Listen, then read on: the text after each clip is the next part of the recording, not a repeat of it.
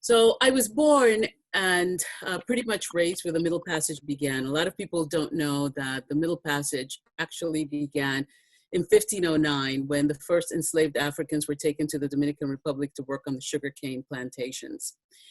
I look at race from the perspective of both an insider and an outsider, and I'll explain what I mean by that. An outsider, I was born and lived the first 10 years of my life in the Dominican Republic, where there's a lot of colorism, there's racism there as well, but it takes on a completely different form. As an insider, because once I came to the United States, I was treated as an African American, although I am Afro-Latina.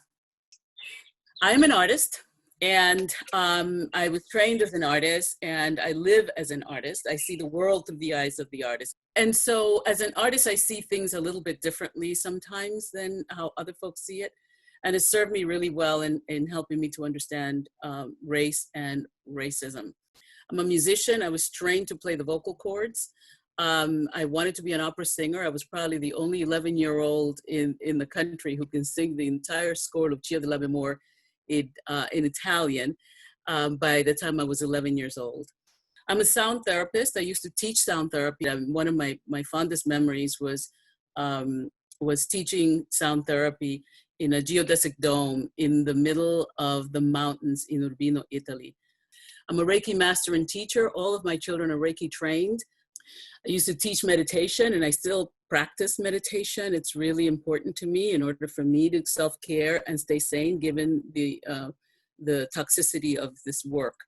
And I also was a teacher and continue and forever probably will be a student of A Course in Miracles.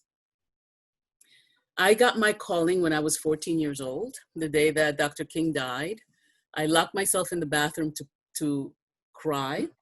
And my father kept knocking on the door going, "Are you okay in there?" And I didn't want my father to know that I was crying. And at first I started to cry because he had died. And then I started to cry for me.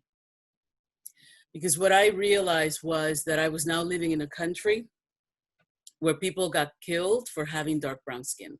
That's how I internalized it when I was 13 years old.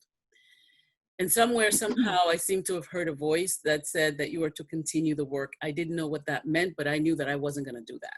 There was no way I was ever going to do race work. But yet here we are, because the calling keeps calling you till you say yes. And because it's the work of my heart. I've been doing it for decades. It's been about 30 plus years that I've been doing this work. And I love it. I love it because I actually get to witness people change not just their minds, but their hearts before my very eyes. So I do this work because I love people and because I really believe that together, there's nothing we cannot accomplish. We can do anything in oneness and in community.